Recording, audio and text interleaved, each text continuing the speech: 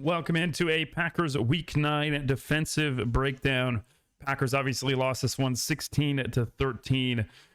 You would hope that holding an opponent under 20 points, the Packers would be able to come away with a win. But of course, it was a game-winning field goal at the very end of the game that gave the Panthers this victory. Only about 260 yards of total offense for the Panthers, but 163 of those were on the ground. And in this minimal possession game, that is going to be a huge advantage for the Panthers if they're able to move the ball consistently on the ground. So let's dive into the film and see where some of the mistakes were and potentially some of the highlights of this Packers defense in this performance.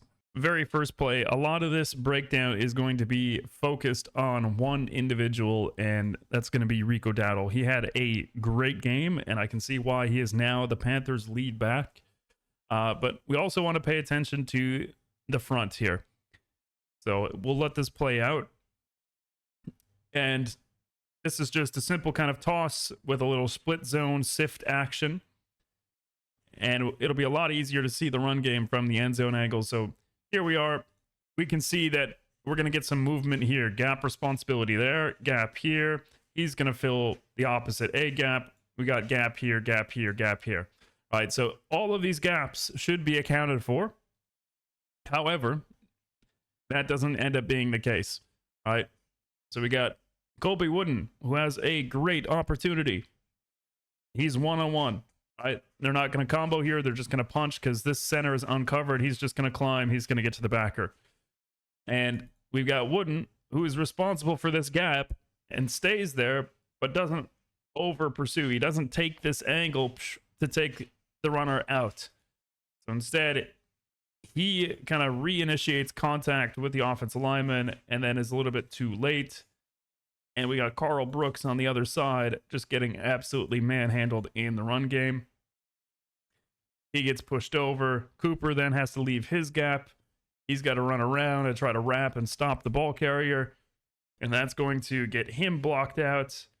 And then you've got the violence from Rico Dowdle finishing his runs, and that's something that we notice consistently. So McKinney able to make contact, but gives up another yard because of that violence. And next play, we will focus on Cooper, and there could have been so many other plays that I could have looked at here, but here this is just great pursuit.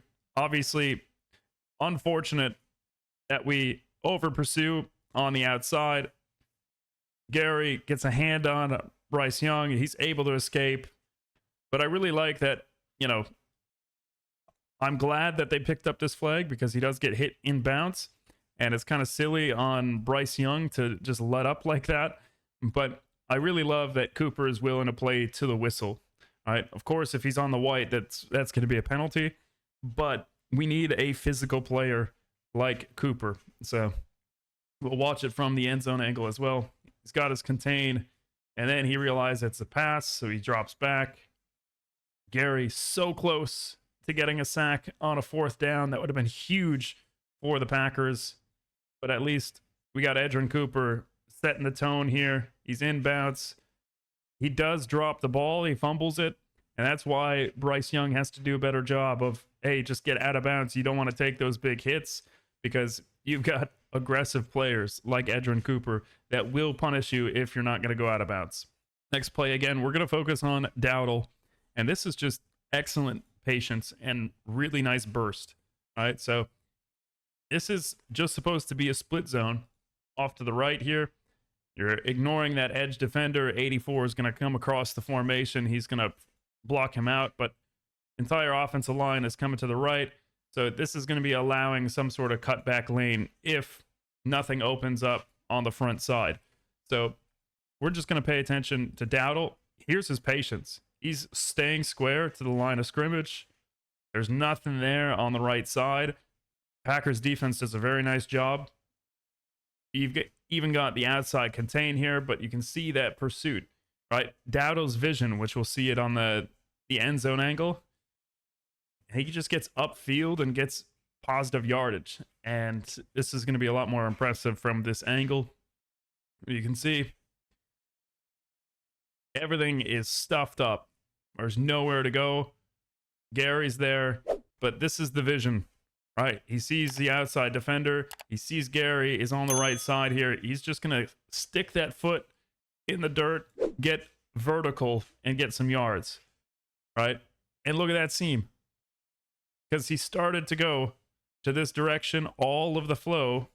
Hey, if he's going to bounce this out, we got to make sure that we're there.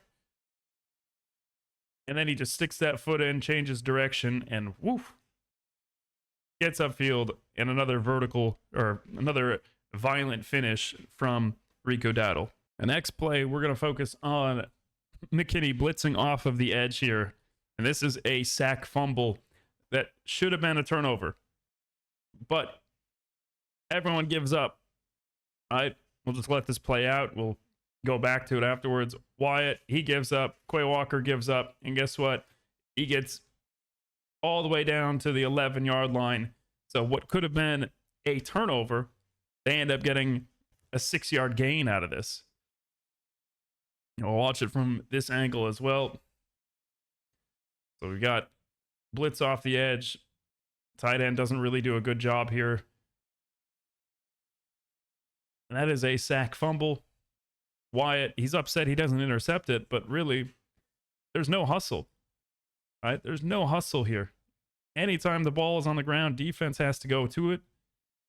Quay Walker could have made a play here at the 20. Devontae Wyatt could have made a play there as well. And instead, you've got Nixon making the tackle 6 yards downfield. And luckily for the Packers, it doesn't end up hurting them. Again, we're going to highlight McKinney. This is later in that same drive. And this is just a horrible pass by Bryce Young. It's nowhere near the receiver. He's got pressure up the middle. We get a cross dog blitz. Going to wrap around, and there's going to be a free rusher in his face. So we can see Dowdle actually does a good job here, but I think Bryce Young realizes that that pass protection might be difficult. He just lobs it up there, and that is nowhere near the receiver. So Packers are very lucky that that was not a well-thrown ball. But we'll see that action up front between Micah Parsons and Edrin Cooper. Got the snap. Really nice job by Parsons, engaging, making sure that that center isn't going to be able to get across. And then also, really nice job in pass protection by Dowdle, who comes in, boom, lays a shoulder, doesn't get a hit on the quarterback. But man, Bryce Young, you've got to have a better ball than that if you want to continue being an NFL quarterback. This is a really explosive run for the Carolina Panthers. We're just going to play this out. This is a toss to the outside and get a lot of blocking at the second level. And we'll go back all the way to the start. This is a really interesting play. We'll look at the movement of the offensive line, right? So you're going to get a lot of like influence blocks here. You can see we're basically going to let them rush upfield, right? That is the plan. We're going outside. So if they get interior pressure, it's really not going to be an issue. So they're just going to get hands, and then they're going to climb to the next level. All right, so looking at that movement of the offensive line, boom. You got now 4 guys downfield ready to make blocks. All you needed to do was pin Gary on the inside, and Dowdle's going to have nice vision to kind of cut this up rather than continuing to the outside, because Nixon is going to set the edge. And that's just going to be a long run for the Panthers. I think Panthers maybe got away with a little bit of a hold here up on Bullard. We'll focus on that now. You can see, I think Bullard makes a mistake, right? He, instead of just getting downhill, he recognized this puller, so he thinks that this is going to be outside. So he takes an outside angle, but that is going to put him into this block. And of course, you can see the hand wrapped around his head. I think that's why this looks a little bit like a hold. But now, by not just heading straight downfield, right, that's going to give this cutback lane, because he has now pushed himself out of position instead of getting upfield and having the force defenders on the outside contain that run, right? So that's going to give a lane. So I think Bullard doesn't do the right thing in this situation, and that's going to be part of the reason why this run is so explosive. We see it from this angle as well. I think Bullard has a chance. If he doesn't engage here and he keeps his shoulders downhill, I think that's a holding call guaranteed. But because he's running into the blocker and he's got to kind of push off here, right? The refs aren't necessarily seeing it. And instead, it tries to make the tackle with one arm, and you're not going to take down Dowdle with one arm. That's a huge run for the Panthers. The big difference in this game is the Panthers were able to finish with touchdowns once they got into the red area. And this, just easy toss to Dowdle. He's going to find a lane. Could have potentially had a hold here on Gary. I think that's a hold, but it's not called. Gary he beats him, and of course he gets that wrap around the arm. So I think that should have been a holding call. And he's not able to make a tackle on Dowdle, so he gets in for the first touchdown. I think there were many, many holding calls that weren't called, which is unfortunate for Green Bay. But you can't blame the refs if you can't put up points. Next play, we've got a 3rd and short. And again, we're going to focus on Wyatt. Looking at this pass rush, you can see he gets doubled at the start. Parsons is going to get some pressure. You got Gary on the other side as well, pushing the pocket. So Bryce Young has to step up. And again, as I mentioned, I think that this is a hold. All right, you can see Wyatt. He's kind of playing that he's ready for the scramble. He's not actually rushing the passer. He's just waiting. He gets grabbed right there. He's trying to pull away. He gets grabbed. He loses his balance, and then he gets pushed down. Obviously, you can see coaches on the sideline. Hey, man, that's a hold. But it goes uncalled, and he's able to scramble. And again, I don't know why Bryce Young is doing this. He slows down inbounds again. He could have easily taken another hit, this time on the Packers sideline, so you wouldn't have a scuffle afterwards. But they end up getting a scramble for a first, right? You can see Wyatt does a good job here with that power. Lewis trips over his teammate, collapsing the pocket with Brooks, Gary, Parsons. And then you get that grab from 63. Is just enough for Wyatt to lose his balance. Goes uncalled, and that's a first down for the Panthers. Here we are yet again. You got Nixon at the top of the screen. Another pass interference that gets called.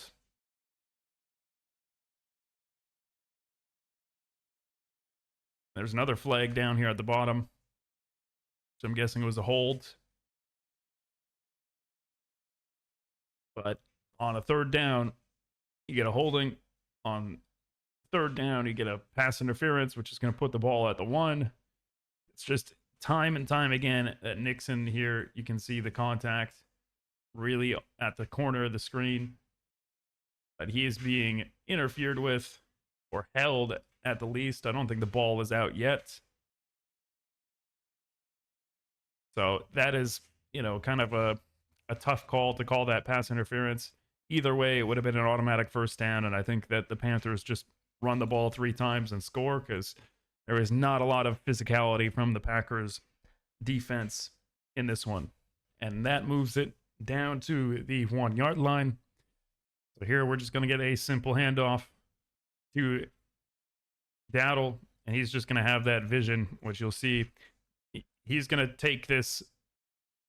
He's got 2 choices. Either you run it straight at the linebacker or you take it towards the DB.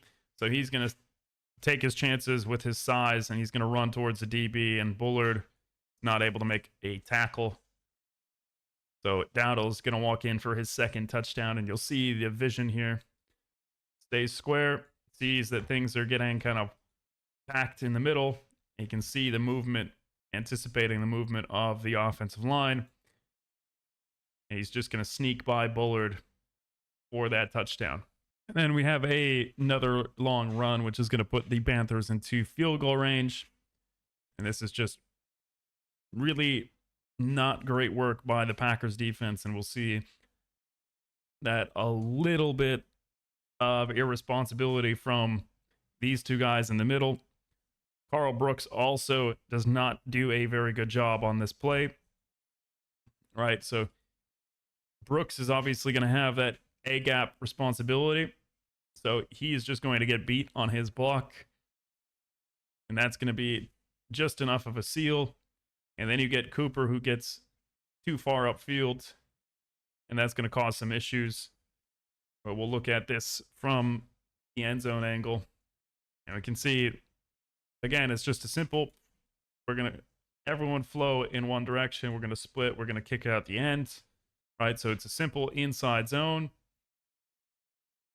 And we can see Cooper being so close to the line is going to make this block way too easy for that center. He's just going to keep his hand there, keep his hand, and then he's going to seal him. And that's going to create a nice lane. But look at the over pursuit from Williams. All right, Williams, his responsibility is this gap.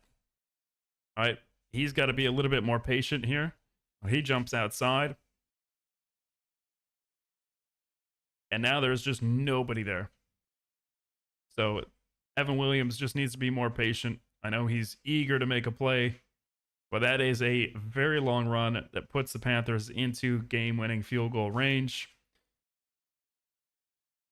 which we'll obviously see on the next play. Got the field goal. It's good. So we'll end the video here, having to watch this game winner. You did get a very nice push from the interior, but no one's able to get their hands up high enough in order to block this. Carl Brooks is literally just too late, right? And that ball is too high anyways from Fitzgerald. And that's a nice ball for a game winner. So that's going to do it for this video. We looked mostly at the negative.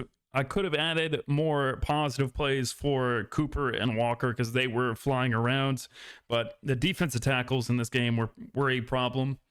Carl Brooks is not looking good in the run game. Colby Wooden didn't look very decisive in his decision making, and 16 points isn't much, but it doesn't matter, right?